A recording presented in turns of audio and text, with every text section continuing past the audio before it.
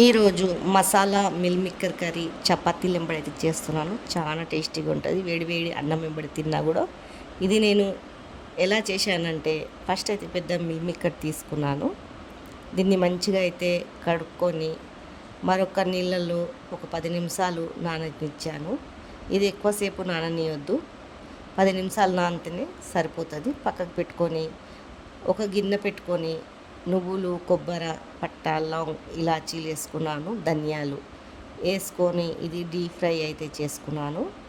బాగా deep fry అయిపోయాక మిక్సీలో వేసి పట్టేసుకొని పక్కకైతే పెట్టుకోవాలి. ఇది తర్వాత అదే గిన్నెలో 4-5 పావులు నూనె అయితే పోసుకొని ఒక 3 ఆలుగడ్డలు అయితే కోసుకున్నాను.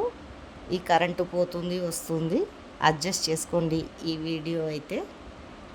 తర్వాత ఇదైతే డీప్ ఫ్రై అయితే చేస్తున్నాను ఆలుగడ్డల్ని. చూడండి, ఆలుగడ్డ మిల్ మేకర్ వేస్తే చాలా బాగుంటుంది.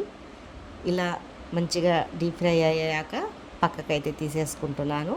ఒక పెద్ద 2 ఆనియన్ అయితే కోసుకున్నాను. గ్రేవీ బాగా వస్తుంది ఆనియన్ వేసుకుంటే. దీంట్లో ఆనియన్ అయితే వేసేసుకుంటుంది. మంచిగా పచ్చివాసన పోయే వరకు ఆనియన్ వేసుకొని ఒక చెంచాడు అల్లం పేస్ట్ అయితే వేసుకున్నాను. ఈ అల్లం పేస్టు మంచిగా కలుపుకొని పచ్చివాసన పోయే వరకు వేసుకొని దాంట్లో ఒక చెంచా పసుపు, మనకు టేస్ట్కి సరిపోయేంత కారము వేసుకొని పచ్చివాసన పోయే వరకు అయితే మంచిగా అయితే ఫ్రై అయితే చేసేసుకుంటున్నాను. పెద్ద పెద్ద 2 టమాటాలు అయితే తీసుకున్నాను. దాంట్లో ఒక 4-5 పచ్చిమిర్చి తీసుకొని ఇవంతా మంచిగా మెత్తగా ఉడకాల టమాటాలు. చూడండి, ఇలా మెత్తగా ఉడికిపోయాక అప్పుడు టేస్ట్కి సరిపోయేంత ఉప్పు అయితే వేసుకున్నాను.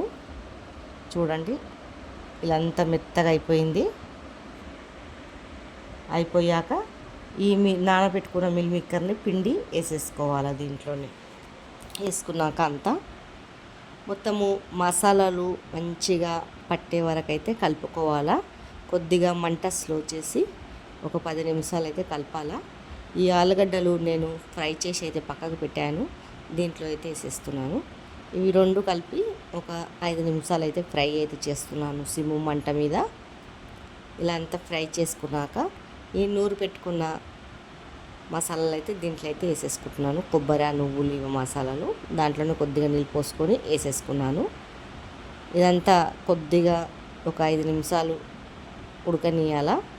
తర్వాత మనకు గ్రేవీ ఎంత కావాలో చూసుకొని నీళ్ళు పోసుకోవాలా చపాతీలు వెంబడి. నేనైతే కొద్దిగా గట్టిగానే చేస్తున్నాను, టేస్ట్ బాగుంటుంది. ఇది వచ్చేసి కొద్దిగా కలిమాకు కూడా వేసుకుంటున్నాను. ఇలా ఒక 10 నిమిషాలు మూత పెడితే మంచిగా మెత్తగా అయితే ఉడికిపోతుంది. చూడండి, ఇలా ఉడికిపోయాక మనము పైనుంచి అయితే చికెన్ మసాలా వేసుకుంటున్నాను.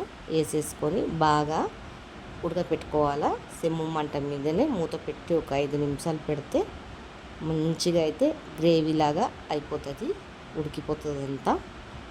ఒక కొత్తిమీర తీసుకొని సన్నగా అయితే చాప్ చేసుకున్నాను. చూడండి, మంచిగా అయిపోయింది కర్రీ. పైనుంచి కొత్తిమీర వేసుకొని దింపుకోవాలి. మీకు నచ్చినట్లయితే లైక్, సబ్స్క్రైబ్ చేసి కామెంట్ అయితే చేయండి.